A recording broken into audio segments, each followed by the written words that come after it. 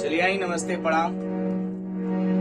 एगो बड़ी ही पुराना लय पवन सिंह जी के आप सबके सुनावे जा रहा है। अच्छा लगी तो कमेंट में जरूर बताइए। अरे की सहरा में खोजानी बजरिया बजरिया कतही बलम जीना आवेले नजरिया।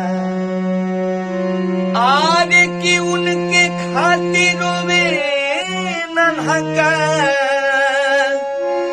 उनके खातिर रोवे नन्हका। आरे खाना नहीं खाता दरोगा जी हो।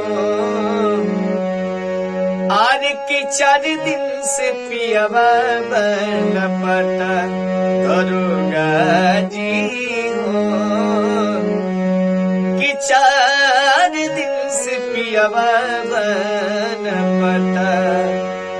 सोची सोची जिया हमरो, सोची सोची जिया हमरो। आगे कहीं घबराता दरोगा जी हो। आज 4 दिन से पियवा न पता दरोगा जी हो। कि 4 दिन से पियवा